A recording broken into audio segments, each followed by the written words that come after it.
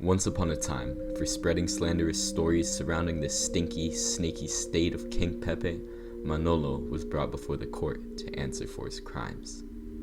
"If you lie to me," thundered King Pepe, "I'll slice you with my silver blade. And if you tell me the truth, I'll slice you with my red blade." Manolo waited for a moment, then replied, "You will slice me with your silver blade." King Pepe shook with deep frustration as Manolo took the opportunity to slip away unharmed. A short story by Manolo.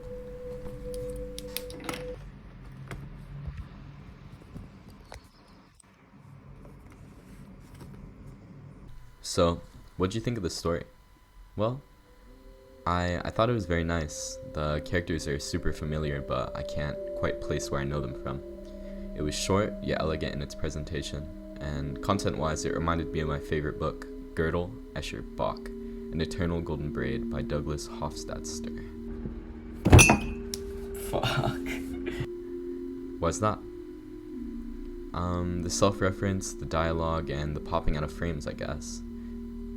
What self-reference? I don't know. And what does popping out of frames mean? I don't know. Okay. What's the book about, anyways? Well, in the early 1900s, mathematician-philosophers Bertrand, Russel, and Alfred Whitehead were frustrated by a lack of foundations in mathematics. To resolve this question, they posed another question. They wanted to definitively answer, are logic and math identical? They came to an answer. It's contained in this fat book called Principia Mathematica.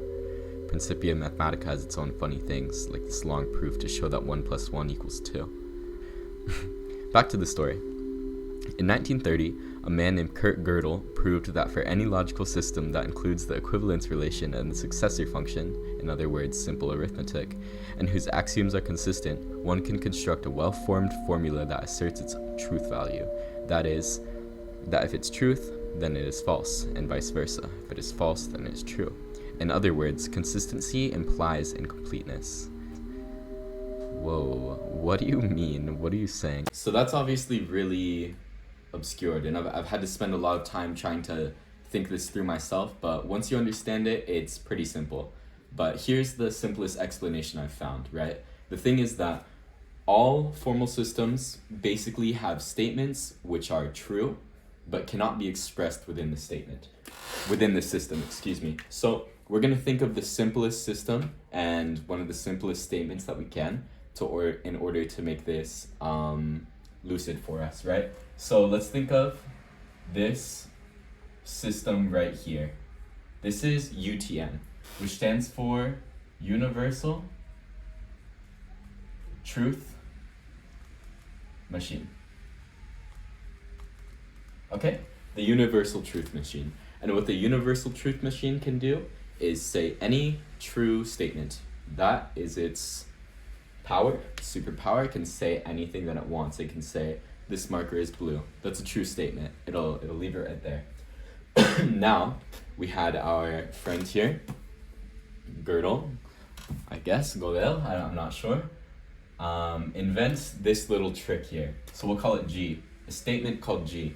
And what G says is UTM, the Universal Truth Machine, can't say G. Now, we try feeding this to the UTM, which should be able to say any truth at all, and it will not give anything out. It just can't say this.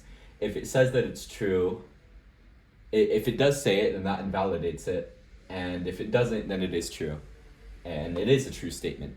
So what Gödel will say is that in any system, not just the Universal Truth Machine, but in any formal system with basic arithmetic, like the type that's described in Principia Mathematica, there will be statements of this type, statements that are true, but are impossible to express within the constraints of the system.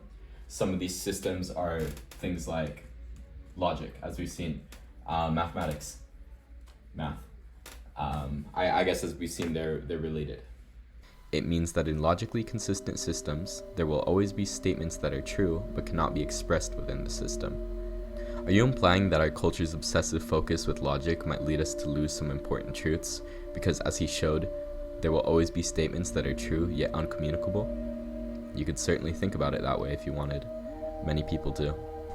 I can't say I'd necessarily recommend this book to every single person, but for those of you that would like it, you will really like it. I think like me.